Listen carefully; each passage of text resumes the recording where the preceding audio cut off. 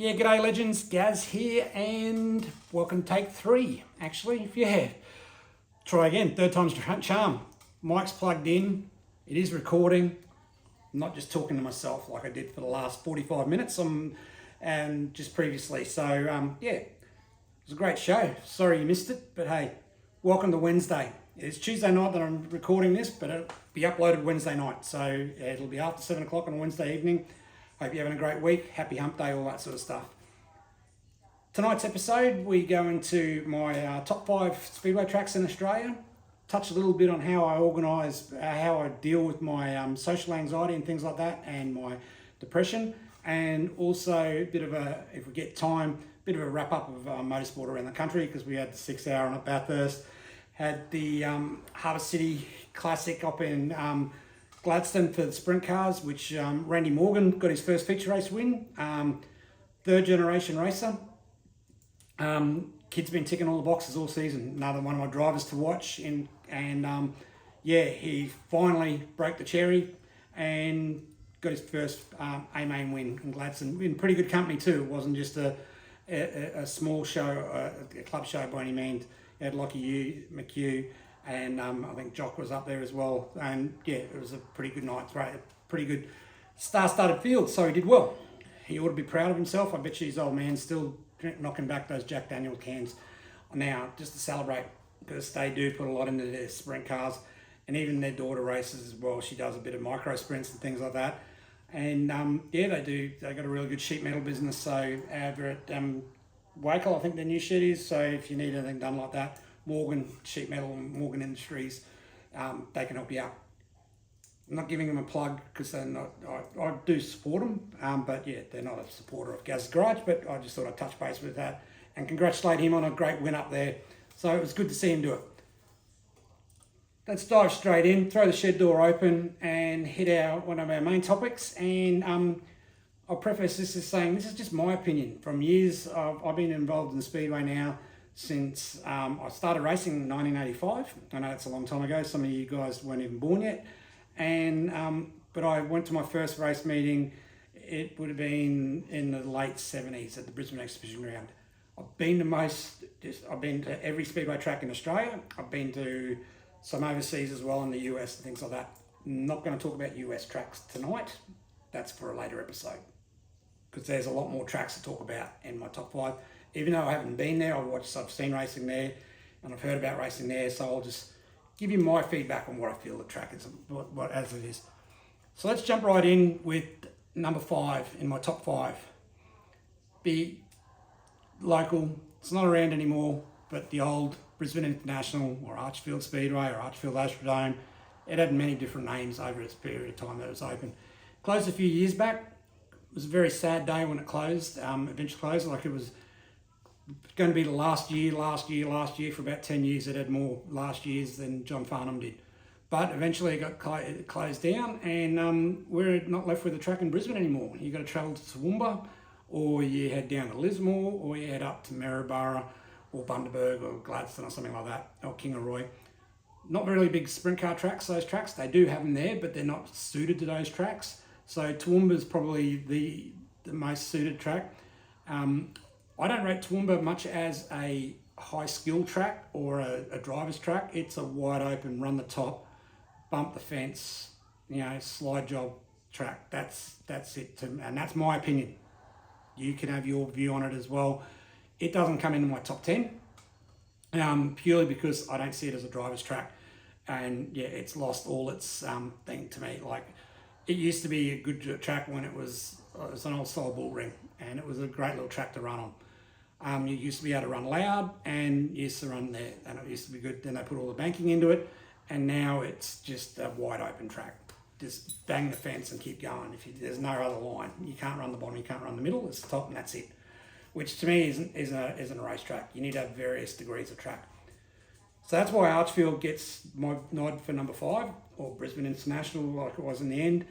I made my debut there back in 1985. I think it was about September-ish, Sunday afternoon. I remember it was a daytime meet, and they used to run bikes on the infield track and then cars on the outside track. And it was a great track. Like, I've done a lot of laps there as a driver. I've done hundreds more laps there as a mechanic or as a crew member. I've been a part of some big wins there, a couple of national titles with a few different guys I worked with, state titles, things like that. Got my first real taste for sprint car racing and travelling style racing with the World Series. They had there on a Wednesday night when the Kellys, John and Bob, released a track off Bill Good and ran a Winfield.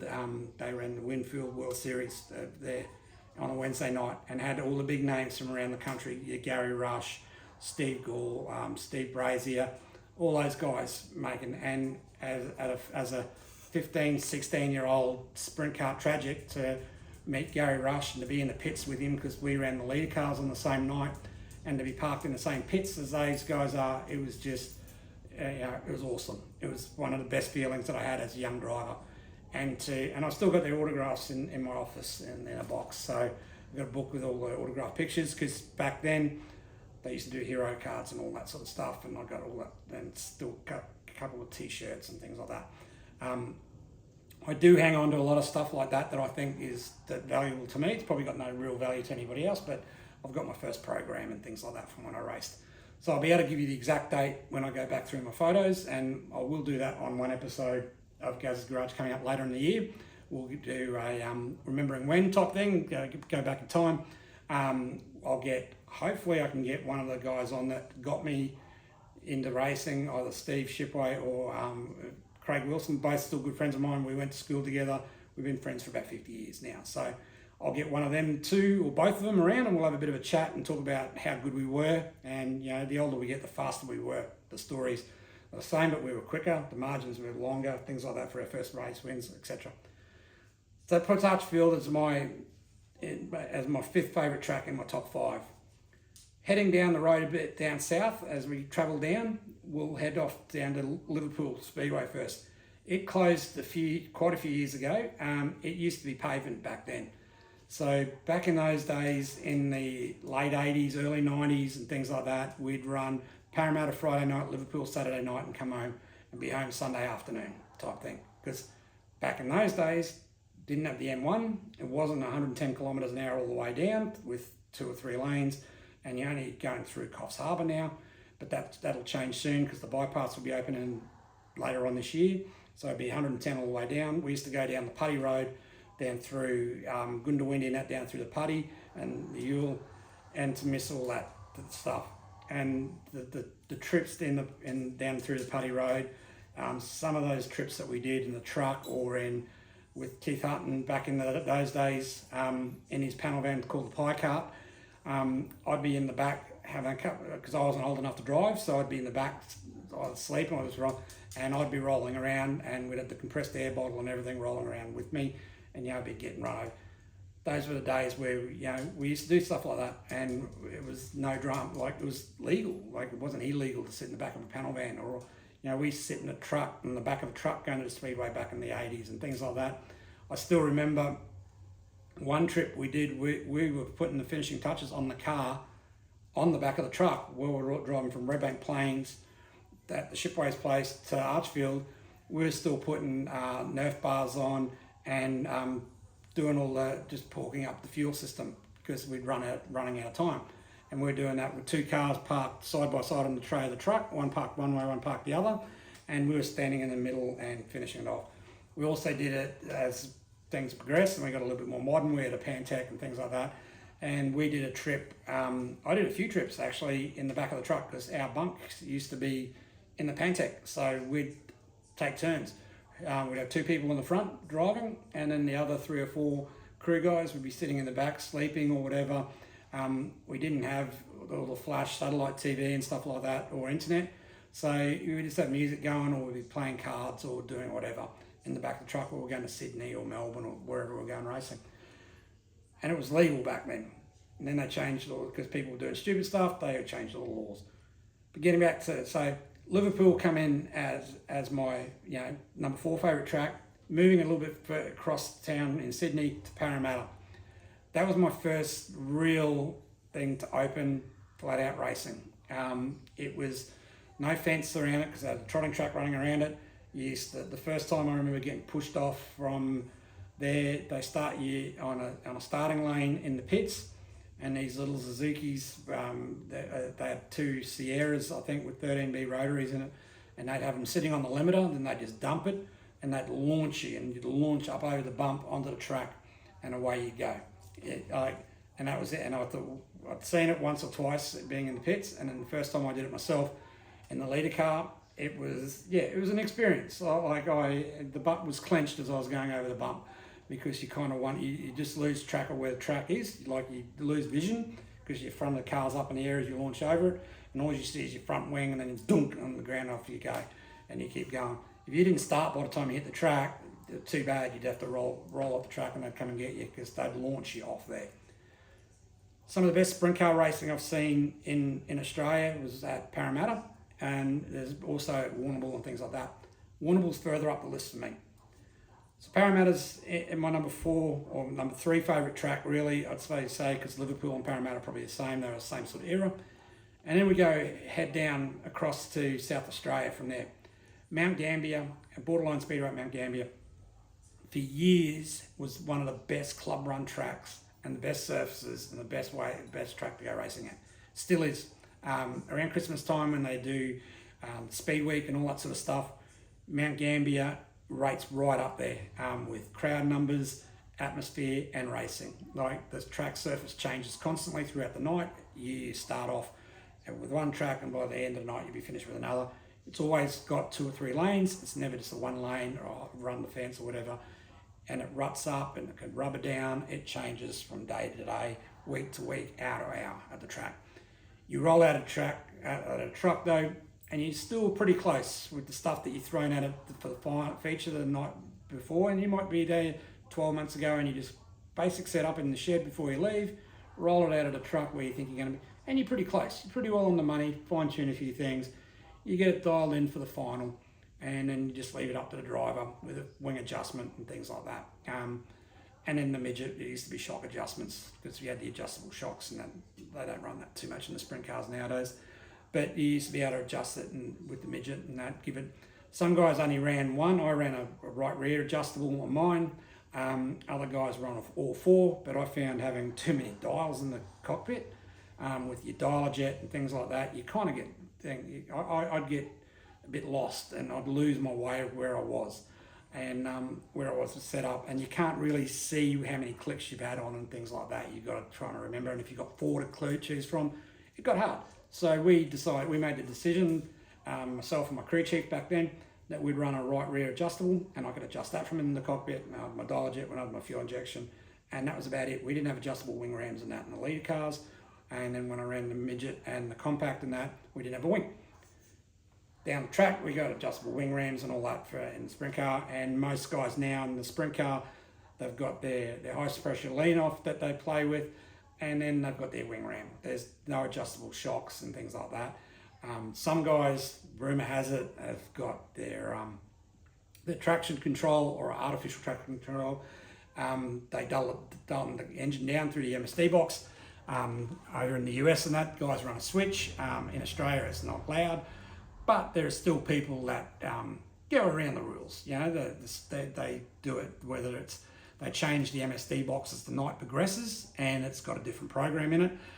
We used to just, you start off the night with your strong engine for time trials and qualifying, and then we'd dumb the motor down as the night progressed, because as the track went off, you didn't need all your horsepower.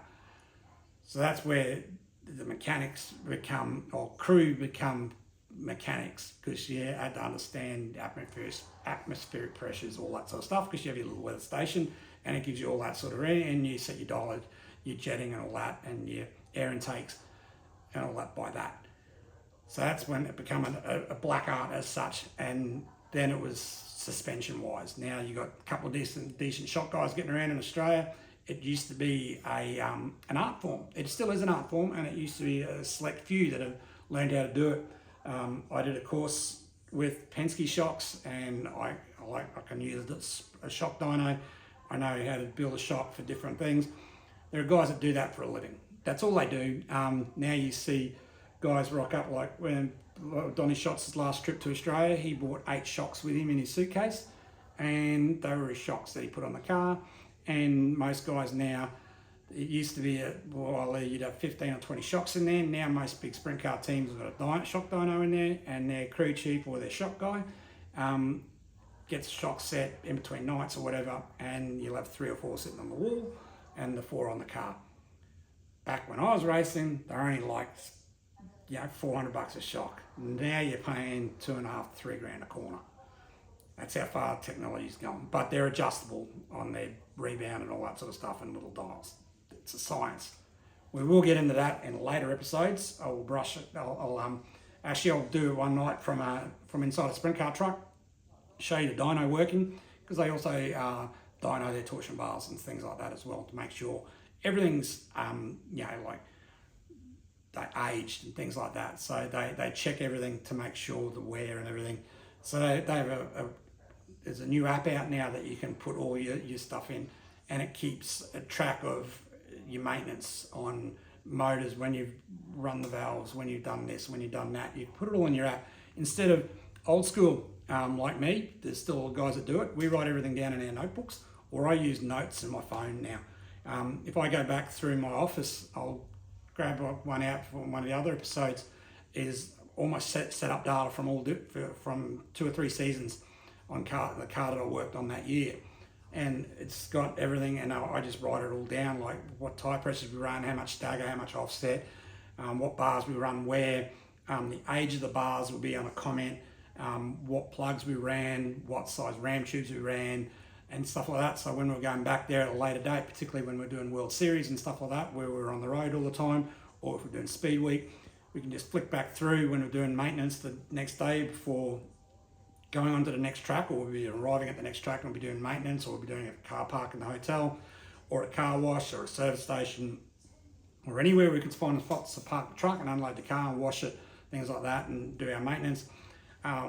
We had a set maintenance program that would follow. Each day we do the same checks, weekly checks or nightly checks, post-race, pre-race checks, and then you'd have your stuff that you do every 5 or 6 shows. Like we'd run the valves every 2 shows. We'd do, we'd re-grease the drive line every show. Torsion bars out, clean, checked, re-grease, put back in, chassis squared, all that, every show. That was done either on the Tuesday night if we're racing weekly, or on the next morning if we're racing nightly, or late that night. Some nights there we'd finish racing and we'd load up and go out of the pits, and because we needed somewhere concrete and that, back to the hotel, or we'd found a service station, or we built up. I made friends with guys, and they'd let us use their house or their workshop to work on the cars, particularly when we're on the road, because some weeks, sometime there, for a few years, the truck would leave, early November and wouldn't get back to our workshop for a long enough period of time until end of February. We'd be gone on the road that long, and we had it set up in one year with the sprint car, particularly when I was working with Brazier and that, we'd have it set up so at each major town where we had a week between races, we'd have our extra parts sitting there just in case we needed them. And if we didn't need them there, we'd truck them on to the next place. Like we had a spare chassis and a spare diff, and that's sitting in WA that we sent over beforehand, because you can only put so much stuff in the truck. So you send over a chassis or a roller and have it sitting at your mate's place. Like we used to keep it when we were across with the modified, we kept it at Gary Hicks's place. When I was working with Brazier and that with the sprint car, we'd keep it at Kendrick's place at his workshop, and it'd be sitting there, and we would have. Now some of the teams have a container that they'll just use it on the East Coast. If they're based on the West Coast, they'll drop a container on the East Coast somewhere, and that'll be their base, and they'll work out of there. They'll have extra tyres and all that sort of stuff in there. Because back then you're limited to where the speed shops you had, or the race shops you had to get access parts from and stuff like that. So you take it with you. Now when you're nominated at Speedway at Toowoomba and that, you say, I want a 205 of fuel, and there'll be a 205 of fuel sitting there waiting for you when you get there. You pay for it when you get there. And then you got the guys like Botches and things like that, Max's tyres, who run around with the thing, and they'll have tyres on board, so you don't have to carry all your tyres with you, because you're limited to space. Like your truck can only take so much. Because the way they're registered, a lot of times they're registered as light vehicles or motorhomes and stuff like that. you can't have them loaded up like a normal truck would be. So you'd run a spare engine, spare chassis sitting up on the mezzanine. Usually the spare chassis up on the mezzanine would have a diff, front axle, and radius rods and all that with it, and then you'd have your 2 or 3 front ends and things like that in there. But I'll go into that more on another episode of what you find in a truck. Ideally I'll try to tee up with one of the boys to do a walkthrough through their truck and just show you what's in there, what they do carry. Even for what we call local guys or local show, they carry a fair bit of gear because you have a bump, you do a crash bar. Even with the RC car now, I've got a spare set of crash bars on the trailer, a spare wing for the Outlaw, spare A-arms, dog bones, all that sort of stuff in the trailer. Because you're going to need it at some stage. You always pack for things. You hope that you're never going to use it. You hope that, but if you don't have it, you're going to need it. And if you have it, you won't need it. That's my motto, and that's what I've grown up thinking. I always overpack. It's probably a habit that Dad got me into. He was bad at it though. He took it to the next level. If somebody asked us for something and we didn't have it, Dad went out and bought it for the next race meeting, so he had it just in case we were asked for it. Like, we were taking stuff. We had that much stuff in our trailer at one stage. It was ridiculous. But that's what you do. That's what racing was about back then. We all got in and helped each other. It still is to an extent. It went away from that for a bit, but now it's starting to come back. There are a travelling bunch of drivers that do up and down the East Coast, and they're racing with each other week in, week out at different tracks. You get to know each other because you're on the road together. You're at the same racetrack together. You're racing together. You usually stop at the same places to eat, to service your car, to wash your cars, whatever. Some of the best nights we ever had, some of the fun times that we've had, would be after racing at one of the car washes somewhere. Those like Hoppies and stuff like that. The self-serve car washes. That's where when you're on the road, that's where you take your car to wash it. You do the right thing though. You clean up after yourself. You don't leave all the clay floating around. We used to take a shovel, clean it up, put it in find a garden bed or put it in a bin or something like that. Don't leave the car wash, dude. Leave it the way you found it. That way the people who own the car wash won't turn everything off at night or have cameras there and ping you for doing it. Costs you $10 or $15 to use. We used to have the barbecue going, music playing, because they're usually in an industrial area, so there'd be 3 or 4 teams in there washing the car, having a ball, and then the RC cars would come out, or whatever. And it just made the night so much better, and that's how you built your friendships on the road.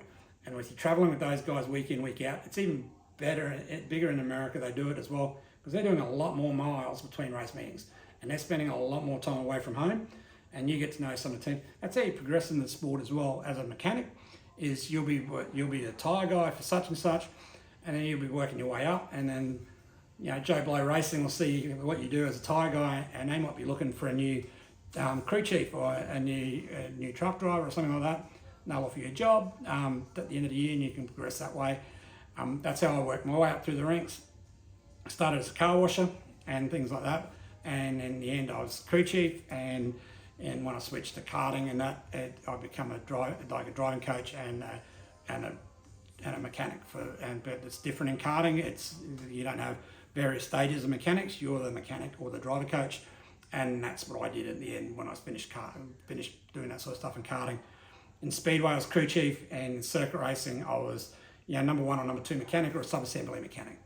So because being a mechanic by trade, I could build a gearbox, things like that. Used to do front struts, all that sort of stuff.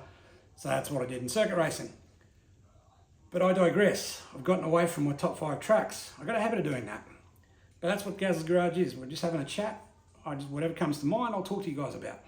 If you don't like it, let me know. And if you think I rabbit on too much, put it in the comments. If you do like what you hear, like and subscribe, please. Because the more likes I get, the more content and the more stuff and I will put out. Time to do a few shout outs and advertising for my sponsors. Got to do it, because without them you don't have it. Capital of the week this week is from my good friend Shane and that out at Cattle Master Livestock Trailers. Like I said on Sunday night, they're between Brisbane and Toowoomba. They build a really nice stock crate. So if you're in that industry, you need a trailer built or a refurb, give Shane a call. He'll help you out. The 3 of my key sponsors for Gaz's Garage, people that have helped me. 2 of these companies have helped me since day 1. The third one has come on board this year with the RC program and things like that, but we'll touch base with them. So Bucked Off Apparel and Alpha Hunting and Outdoor Supplies. Out at Dalby, if you need anything like that on your way through, because at the moment pigs, roos, everything's running rampant because it's been wet, so the feed's abundant and they're everywhere. So if you're into pig shooting, pig hunting, any type of hunting like that, roos, give those guys a call for all your ammo, everything you need, your harnesses for your dogs, your protection collars, your chest armour, your first aid kits for your dogs, night scopes, you name it. Jace has got you covered out there.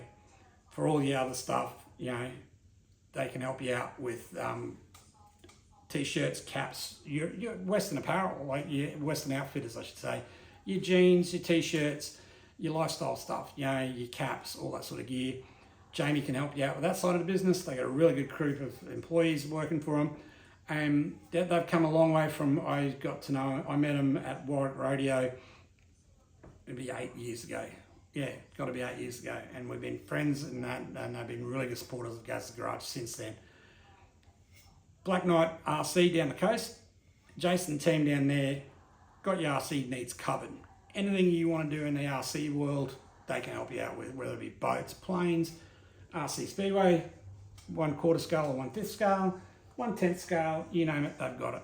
Off-road trucks, RC trucks, 1/14 scale, all that sort of stuff. They're the guys to help you out. Nothing's too much drama for those guys. What they've done with the support they've given me with help with my builds and all that sort of stuff, like those who know me and know me well know that my thing is you mightn't be the best at it, but you got to look the best at it. So yeah, you got to look the best to do your best. So my cars, everything I've always done presents well. My shed, my RC cars, my toy hauler, my go-kart, my motorbike, anything I do, my work car always presents well because that puts you in the right frame of mind. But we'll talk about that in other episodes, and everyone jokes about my OCD and things like that, about putting everything in a certain spot.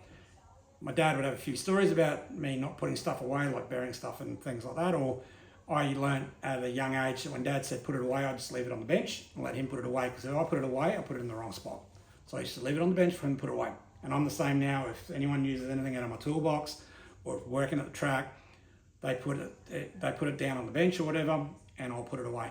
Same with when we're packing up the car and that. When I was crew chief, I usually used to load up, because as a truck driver, 90% of the time, you're responsible for the load, and I knew I had a certain way of putting it, and that way I knew it was there, and I knew where to find it. Because if everyone's helping you pack up, it just get put willy-nilly, because at the end of the night, you're tired, you want to get home, the barbecue's on, you want a beer, you want this, you want that, so you just rush through, you just stick things where you think things go, and then things get forgotten. And then when you go to restock, you think, oh, I got none, so you order another 5, and you open up another cupboard and you find you got 5 in there because someone put it in the wrong spot. So that's all about processes and things like that. That's with me. I like putting everything back, and everything goes in a certain spot. I might change that spot from time to time, but I've changed it. Nobody else has. So that's part of my anxiety and things like that, is to make sure everything's where I want it to be. And people laugh at it, and people get grumpy at me sometimes because I get very OCD about putting things in a certain spot. But again, we'll talk about that in other episodes. Let's get back to the top 5. So we've gone from, where were we? We're at Mount Gambier, we're heading further across west, and we're getting onto Bunbury now. So Bunbury Speedway used to be the home of the Cricket Boys Shootout. Great sprint car track, great open wheel track. WA, for some reason, for open wheel racing, has got more categories and classes than anywhere in the country. You got 360s over there, you got 300s, you got LS, you got this, you got that. And they all put good numbers on, because I suppose it's a mining town, or mining state, so there's money there for motorsport. And they do invest well, and a lot of people do race. And there's a lot of tracks, whether it be Mount Barker down at the southern end of WA, or if you go up to, Muswellbrook, all those places, Ellenbrook. There's a track for everywhere. You can race at different tracks, like Queensland, but their tracks are still fast, high quality tracks. Even their go-kart tracks over there. So we go to Bunbury. That would be my third favourite track, purely because of the venue, the nostalgia, the vibe, there's been some great racing there, some really good Australian titles, things like that. Then we move back across to the east coast to Warrnambool. Warrnambool as a speedway is sensational. You won't get a better club run track in the country. sprint cars, the classic, the national titles, any club show at Warrnambool is great to watch. It's a fast track and it has various lanes. It's not just a up top, bang the fence, keep going. It's got various track parts. And you could be running the top in 1 and 2 and running the bottom in, on entry to 3 and go to the middle on exit of 4. And that's the sort of track it is. And it changes as the night progresses. It's a beautiful track, well run, well patronised, like the crowd numbers they get even for a club night down there for a round of the VSR, things like that is just awesome. The food is sensational, and the whole town, as Warrnambool gets behind it. Like for the classic, it's the pub, the local pub, and they have the Calcutta there, they have the sprint cars, the driver displays, things like that. It's just laid out. It is one of the most amazing venues for that, for club racing and for national events and international events. Like the classic is one of the sprint car events in Australia to go to. So if you like your sprint car racing, or if you like your motorsport and want to do something different in the year, around Australia Day weekend, usually the classic's on. Every 4 years or so, the Australian title will be there. For the sprint cars or midgets and that, it all moves around rotation. Got to check it out. And even because you can do the Great Ocean Road, you can do everything way down there or across the Mount Gambier and things like that. It's a great hub for after Christmas and things like that. Brings me on to my top track in Australia. A lot of people will agree with me, just so damn far to get there, is the Motorplex in Perth. It has to be the best facility in Australia for racing. Sprint car wise as well, there must be, because like High Limits comes through Australia for it, and they run some big shows there. Big dollar events, all the big guys from America, you'll see Larson, all those guys come out for it. Like it's a busy time of year, it's early on in the season for them, so they'll fly over to WA, they'll do the High Limit race there, and then a lot of them head back to Tulsa for the shootout, and then the Chili Bowl and all that, and then that kicks off their season for them. Like Kyle Larson flew out at midnight and arrived in LA, then on to Tulsa, and then arrived an hour or so before check-in for the Chili Bowl and things like that. So they use it, and a lot of guys come over and they win, and they take the money back with them, or their owners will give them a percentage or whatever. So that to me that's one of the best track. It is the best track in Australia as a spectator and things like that. Even to watch a drive around it, I haven't driven around it in a race car. I've driven around it on a quad bike and also in the pit mule, but yeah, it's nowhere near. I never had the chance to drive on it, but I have been there as a mechanic and a crew chief, and being a part of some really good racing there as well, as from that sort of thing, being on this side of the fence. So in the words of Molly Meldrum, do yourself a favour, get over to the West for the High Limit show, and you won't be disappointed. Or even for a round of their point score series, the Midland Toyota or whatever, I forget the exact name, series over there is sensational. A lot of guys from the US will fly over there because it's actually closer to fly into Perth than what it is to fly anywhere else from LA, from the States. So they'll fly into there, they'll do the weekend and then fly back home. Great for things like that. Midgets, model lights, even the mini sprints over there, they run around there. Those things are like angry hornets, like they're just flat stick, because it's the tallest gear you'll find, because you're going to run out of legs by the end of the straight, no matter what you're driving. It's beautiful. Pit it on grass with bitumen around it, put your tarp down, you pit on grass, sensational. Food's brilliant. The promoter who runs it is awesome. The whole promotion team, they go out of their way. If you're coming over from the East Coast, they greet you with open arms. Even if you live over on the West side, the West Coast, they'll greet you with open arms when you get there. One of the best tracks, if not the best track in Australia. Must be, because the High Limits can be. So that's my top 5. Agree or disagree? Put it in your comments or whatever. Let me know what your top 5 are. Happy to discuss it. Like I keep saying, Gaz's Garage is about me chatting and things like that as well. A lot of this came around from my psychologist a few years ago, quite a few years ago now, suggested that I just do it and not publish it, not put any of it live, but just just talk about stuff I was thinking and things like that, because my mind, as you can understand, being on the road a lot, I get 3, 4 hours, 9 hours sometimes driving time in between seeing people, and it's just me and alone with my thoughts. And instead of keeping them all in my head bouncing around, I'll just hit record on my phone and I'll just chat to myself, and then I'll play it back that night or a week or two down the track and think, oh yeah, and whatever things. it gets it out there, gets it out of my head and helps me deal with the anxiety. So I'm putting it out. Admittingly, early on, nobody was listening, and I don't think I've got many listeners now. I think I've got 15 or 16 of you, and thank you all. You know, without you guys, I'd still do it, but it wouldn't be as much fun. I check to see who's listening. I don't get the actual person, but just that somebody's been listening, how much they've listened to, and things like that. That's why I don't ruffle on for an hour and a half or 2 hours. Like a couple of podcasts I've been on, like when I was on the TED Shed and that, we went on for 2 hours. We're talking, but it was great. It was just three of us talking about old speedway days and motor racing and IGAs and things like that, Woolworths and things. But yeah, that's me on my own. You know, I get sick of my own voice, but I do put it out there, and it's great. It helps me deal with me, like my anxiety and things like that. I deal with it. I'm kind of social in my head.